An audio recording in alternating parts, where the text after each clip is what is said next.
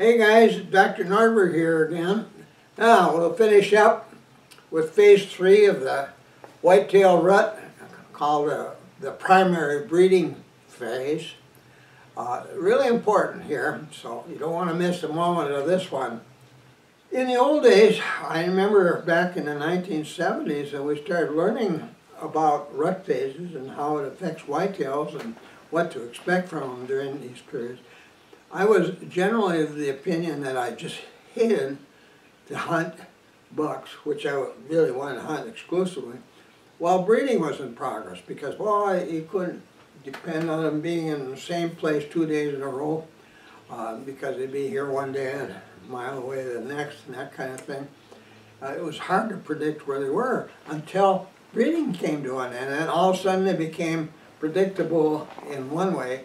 They'd be going back to their spring, summer, fall bedding area and just laying around there for a week or two and feeding very near. And I've taken quite a few bucks in that situation. But that's stage 4 of the rut. I'm getting ahead of myself here. It took quite a few years before we learned where and how to hunt bucks while breeding was in progress. Now last year we had no snow during our hunting season. It was exceptionally warm. It was so warm, in fact, that there was hardly a ground scrape or an antler rub in the woods. And when it's like that and the deer have their winter coats, they just don't seem to be very excited about making these breeding range markers. And so we had hardly any of those, and we couldn't find dragging tracks. In fact, it was hard to see any tracks at all. And so we thought about this in deer camp early in the season. We decided, well, one thing we do know, those big bucks will be with does and estrus during feeding cycles. So we'll just keep hunting areas where we know does are feeding. And one of these times, one of us or two of us or all of us are going to we'll be in the right place where a big buck will be in a doe and estrus. So just we'll hunt doe feeding areas. And those are places, there's lots of tracks and droppings of does and young, with ponds and yearling does, which are a little smaller, and we'll find their fresh droppings. And last season, our primary sign for finding those spots was droppings alone. Well, we were looking for really fresh, shiny droppings, half-inch long, puddles of those, and aha. And you look around, oh, look at all the red osiers over there. That's a primary browse plant of whitetails in our area. Oh, that's a feeding area. And these are fresh, so that doe, let's say it's 6 in the morning, we're just getting to our stand site, and we know there's a doe feeding in there. And let's hope now that she's in estrus. And every once, we got 4 bucks last year under the most difficult circumstances, because we kept keying on those very fresh droppings of does during this period at areas where they were feeding. And we caught up to them. I didn't, but my 3 boys caught up to bucks 4 times during that period, hunting in that way. So it really pays off. Well, there's a few other things to know about this period of the rut. Kind of interesting. You know, you might see a doe walking by when you're at your stand site, and you're wondering, gee, I wonder if that doe is in heat or not. But most time you can't tell just by looking at one if it's in heat or not, unless it's being accompanied by an older buck. But sometimes they're there, and sometimes it might be accompanied by its own yearling, and those goofy yearlings, if they smell the pheromone, they might try to breed their own mother. But the mothers won't stand for it. They won't let the yearling bucks breed with them. We just don't see that happen. They'll move away, and they'll even get mad, might even kick that yearling buck. But if you see one, and if its tail is held about halfway up, no white hairs, or the tail rump erect, you know, making it look really wide, but just hanging there, but over to one side, and it just stays there about halfway up and to one side. Chances are that doe is in estrus, and it's in the process of looking for the breeding buck. I've seen does wandering around this time of the year, bleating, you know, like a sheep, about every few minutes, just wandering. I seen one walk by and stop and bleat and go a little way. And I'm pretty sure that doe was trying to call a dominant buck, telling the buck, hey, I'm over here, come on over here, I want to be bred. But he might be busy with another doe at the time, and she hasn't found him yet. But I've seen that happen, but that's not real common, you know. That doesn't mean you should go get a doe call and sit out in the woods and bleat every few minutes and hoping to attract a big buck. I can't say I've never succeeded in bringing a breeding buck close with a call. Some years ago, actually it was back in 1990, it was the last day of the season. I drove up all alone up to our deer area, and there was about a foot of snow on the ground. And I wanted to try this one feeding area one more time. And I remember in the dark, it was quite a long hike to get there, I came across railroad tracks and a buck with a doe. And that was kind of exciting to find. And I got to a little high spot, a rocky outcropping sticking up in the woods amongst a bunch of white pines.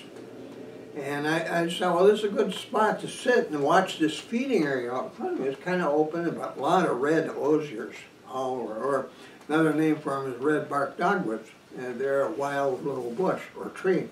Well, anyway, I said, this is the spot right here.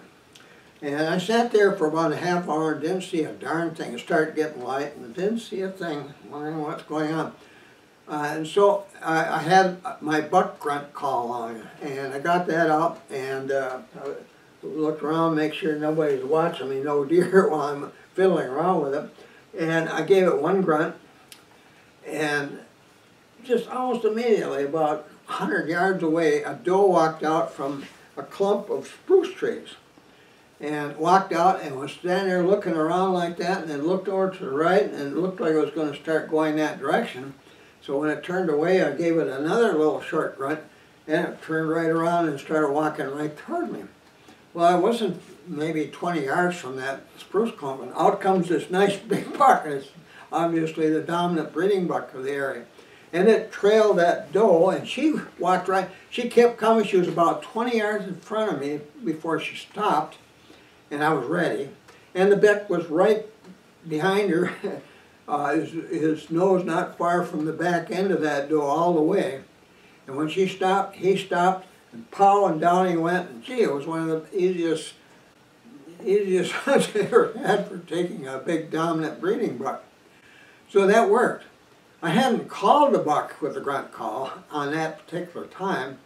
Another time, some years later, I was seated on a high knoll, and I had a doe and fawn feeding toward me up through a bunch of hazels, but there were osiers in there as well, and they were feeding on browse.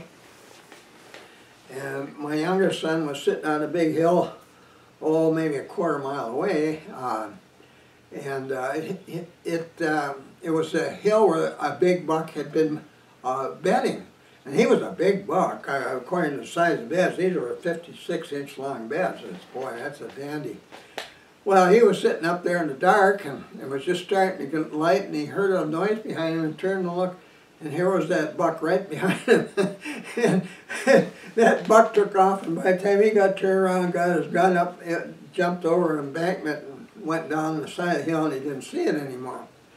Well, there was a old logging trail out down at the base of the hill that went past the area where I was sitting. I was sitting about, 60 yards off the road up on this high, low outcropping and kind of brushy there. And there was a deer trail that came right up alongside there, right up to the side of the outcropping. And I could hear a deer walking on that frozen trail down below. It's kind of some gravel there. I could hear him clickety-click on that frozen surface. And there was this doe and this fawn, and they were getting around behind me there, and I was getting worried that maybe they were going to smell me pretty soon and goof up this situation and start snorting, that kind of thing. But whatever deer was down there, I couldn't see it. There's a lot of brush and hazels between me and the road and trees. So I got out my grunt call and grunted once with it. And that darn thing got on that trail, come marching around me. It was smashing brush all along the way with his antlers. Just like, boy, I'm ready to do some fighting. You're in trouble, you buck, wherever you are. And he stopped on that trail, not more than 20 yards away, a real close shot again. And I got him, and he ran just about 20 yards and went down. One of the biggest bucks I ever got. He was only an 8-pointer, but nice big rack, and he weighed about 305 pounds live, dressing out about 237. So that one I got with the buck call. The other one I called a doe with buck call. I remember after I shot that first one I told you about, that doe stood around and watched me field dressing, and she kept snorting and snorting, and I finally got up and I said to her, well, that's what you get for fooling around with other bucks. Now, go find yourself another buck somewhere else. And then she quit, and then I didn't have any more problem with her all during the drag from that point on. But so you never know. But when you see a doe while you're hunting during this period, be careful. Don't alarm that deer. I mean, that's the best decoy you can have in the woods when you're hunting a big buck. Even if the doe isn't an estrus, if there's a big buck close by and he's not currently with a doe and estrus, he might come over to visit that doe and check to see if she's an estrus or not. So does running around the woods during this period are darn good decoys. There's nothing better because they move and they smell like deer. And so you don't want them snorting or bounding away making all kinds of racket. You be very still. And your patience will pay off eventually, but don't alarm those does during this period. So, there you go. Now you know just about everything you need to know to hunt big bucks while breeding is in progress.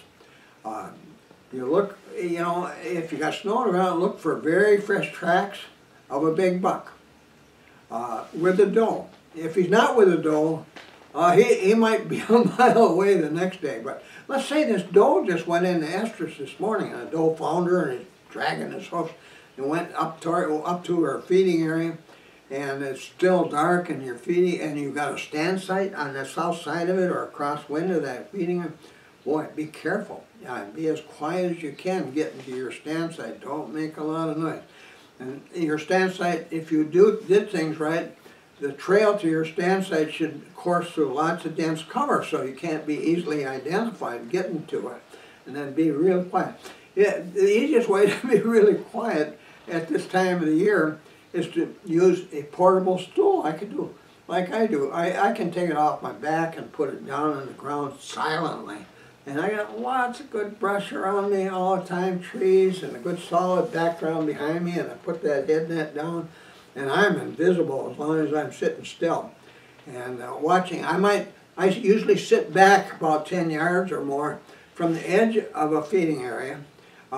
We found over the years, learning the hard way, that if your stand site is right on the edge of a feeding area, like say a clear cut or even a farm field, you're going to get caught real quick. You're almost certain to be discovered by deer in the feeding area the very first time you hunt there.